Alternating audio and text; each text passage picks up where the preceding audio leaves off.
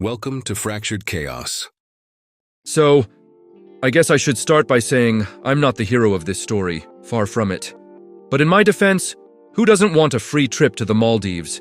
Especially when you've got a smoking hot girlfriend who looks incredible in a bikini and an ex who's, well, let's just say she's now more interested in legal briefs than beach ones. I'm Christian, by the way.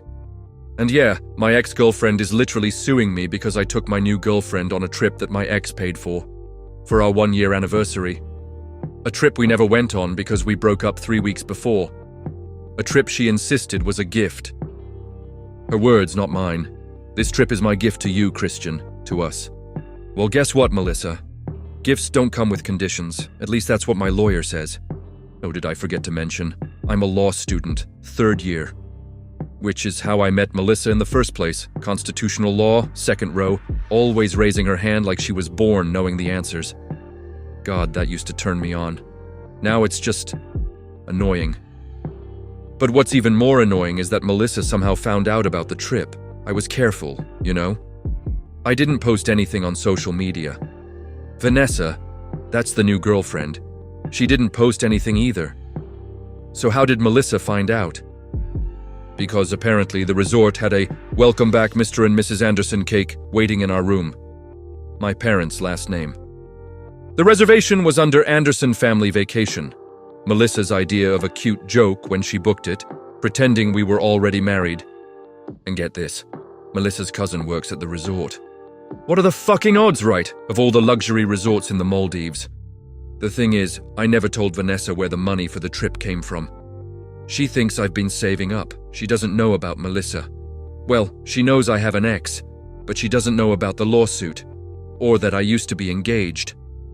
Yeah, that's right, engaged. The trip was actually supposed to be our honeymoon. Fuck, I'm not telling this right. Let me back up. Melissa and I dated for 3 years, not 1. The 1-year thing was just what I told Vanessa. The trip was actually a wedding gift from Melissa's parents. We were supposed to get married 4 months ago. The trip was booked for right after. But then I met Vanessa at a bar during my bachelor party weekend, and things got complicated. You know what the worst part is? I still have the ring. $60,000! Melissa's dad helped me pick it out. He even loaned me half the money, which, surprise, he's also suing me for now. But the ring isn't in some drawer. No, it's on Vanessa's finger. Not as an engagement ring, God no. I told her it was my grandmother's, vintage, one of a kind, just like her. Lines like that come easy to me now. Too easy. Here's something I haven't told anyone. Sometimes I miss Melissa. The way she'd leave little notes in my textbooks, how she knew exactly when I needed space and when I needed her to push. 4 years of history doesn't just disappear. But Vanessa is like a drug, the kind you know is bad for you but you take anyway. She doesn't care about my career plans or meeting my family. It's all impulse with her, all passion. So when the Maldives trip was coming up, non-refundable, all expenses paid, what was I supposed to do? Let it go to waste? The emails from the resort kept coming. Looking forward to your stay, Mr. Anderson. Melissa hadn't even bothered to cancel. Maybe she thought I'd come crawling back before then. Maybe it was her way of giving me one last chance. Instead, I forwarded the confirmation to my new email, called the resort directly to update the contact information, and booked the flights. What I didn't expect was for Vanessa to find the original booking confirmation in my desk drawer. The one with Melissa's name all over it. The one with the wedding package add-ons. "Who's Melissa Anderson?" she'd asked so innocently. I told her it was a work colleague who backed out of a group trip, that I got a deal taking over her reservation. Vanessa believed me then. She doesn't believe me now. Not since we came home to find Melissa sitting in my apartment, drinking my whiskey, holding photos of us in the Maldives. Photos I hadn't even seen yet. Turns out Melissa's cousin didn't just work at the resort. She was the fucking photographer the resort assigned to us. Complimentary honeymoon photo shoot was part of the package, and she took pictures of everything, including Vanessa wearing Melissa's ring. You want to know the really twisted part? When I saw Melissa in my apartment, before the panic set in, before I realized how screwed I was, for just a split second, I was happy to see her. That's when Melissa dropped the bomb. She's pregnant, and it's mine. At least that's what she claims. We'd been trying before everything fell apart. For almost a year, nothing happened. Now suddenly she's 3 months along? The timing doesn't add up. But here's where it gets really complicated.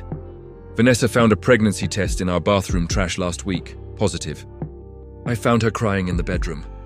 She hasn't been feeling well lately. Morning sickness, she said. 2 women, 2 pregnancies, 1 absolute fucking disaster. And that's not even the craziest part. The money Melissa used to pay for the trip, it wasn't hers. It wasn't even her parents'. It was from her ex-boyfriend, a guy I'd never heard about until yesterday. Apparently, he's some tech entrepreneur who's still obsessed with her. He paid for our honeymoon as some twisted way to prove he was over her. But now he's involved in the lawsuit too, claiming I defrauded both of them. The guy showed up at my campus yesterday, just walked right up to me outside the library and introduced himself like we were old friends. "I'm David," he said. "We need to talk about Melissa." He knows things about me, things I've never told anyone. He showed me text messages between him and Melissa from 3 years ago, while she and I were together, discussing me, discussing our relationship, as if he was advising her, coaching her. I don't know what their relationship is, I don't know what game they're playing, but I know I'm not the only one keeping secrets. That's Vanessa. Again. She's been calling non-stop since she moved out 3 days ago. She doesn't know about the pregnancy claim from Melissa. She just knows about the lawsuit, about the trip, about the ring. I should feel guilty, right? For lying to her, for everything. But mostly I just feel relieved. Like maybe this whole house of cards was meant to collapse. Oh, and did I mention? I'm being investigated for credit card fraud. Apparently the card Melissa used to guarantee the resort booking, the one I told the resort was still valid to use for our incidentals, wasn't hers either. It was her father's company card. $200,000 of charges, spa treatments, private dining on the beach, helicopter tours, shopping at the resort boutique. I thought we were just living it up. Once in a lifetime trip, I kept telling Vanessa.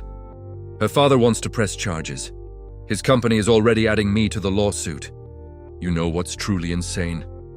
Last night, I got a text from a number I didn't recognize. All it said was, "I can make this all go away. Meet me at Crestview Point. Midnight. Come alone." Crestview Point is where I proposed to Melissa. I went. Of course I went. I'm desperate at this point. But when I got there, it wasn't Melissa waiting. It wasn't David either. It was Vanessa's brother, Jack, a guy I've met exactly twice. Once at a family dinner that was painfully awkward, and once when he helped Vanessa move in with me.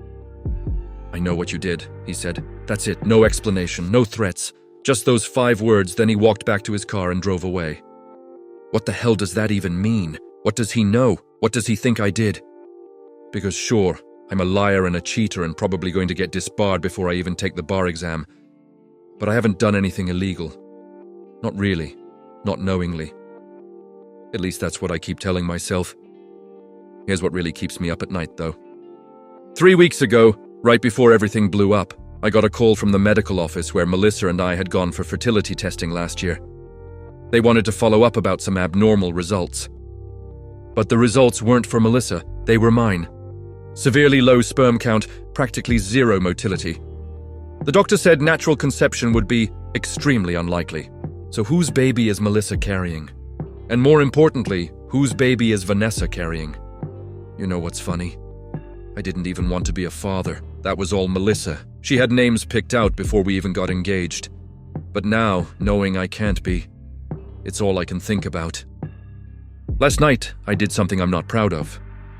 I broke into Melissa's apartment. I still have the key, and I knew she was at her parents' for the weekend. I wasn't looking for anything specific. Maybe proof she's lying about the pregnancy. Maybe something to use as leverage in the lawsuit. What I found was worse, so much worse. A journal. Detailed entries going back 4 years, before we even met. My name is all over it. Plans for how to accidentally run into me. Notes about my schedule, my preferences. Things to say to make me like her. It's like she studied me, targeted me. But why?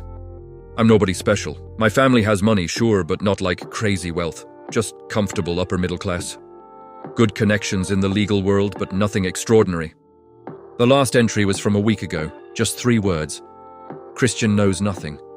Sorry, I'm a little on edge. Because I think I finally figured it out. I think I know what this is all about. 2 months before I met Melissa, my uncle died. My father's brother. He was the black sheep of the family. Made his money in ways nobody talks about. Lived overseas most of his life. I met him maybe 3 times total. He left everything to me, not my father, not my cousins, me. The quiet nephew who he barely knew. The inheritance is in a trust. I can't access it until I'm 30 or married for at least a year. I turned 30 in 4 months. My parents urged me to keep it quiet. Family drama, you know?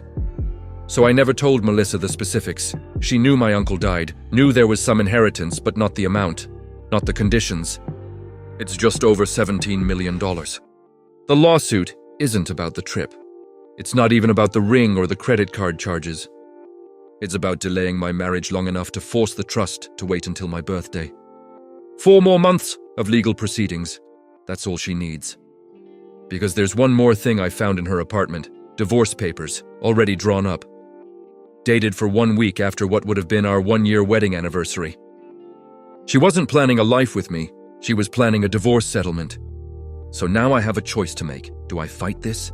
Do I expose everything I've learned? Or do I give her what she wants? Because there's one thing I haven't told you yet. One last secret. I'm not as clueless as everyone thinks. That prenup Melissa and I signed, the one her father's lawyer drafted, I made a few changes before signing it. Changes that nobody noticed. Changes that would render the entire agreement invalid if we divorced due to infidelity on either side. And those fertility test results? I've known about them for a year. I got tested privately first, wanted to know what we were dealing with before we went together. I played along, acted surprised when the doctor called us in. The trips Melissa took to visit her sister last year. I had her followed. I have photos, videos, names, dates. I know exactly whose baby she's carrying. In Vanessa, sweet, impulsive Vanessa who came into my life at exactly the right moment. She's not pregnant, she never was. The test she found was one I planted, another part of the plan. You see, I'm not the victim in this story. I'm not even the villain. I'm something much worse. I'm a man with nothing left to lose. And tomorrow, when I walk into that courtroom, when I face Melissa and her father and her mystery ex and all their lawyers, I'm going to burn it all down. The question isn't whether I'll survive this. The question is, will any of us?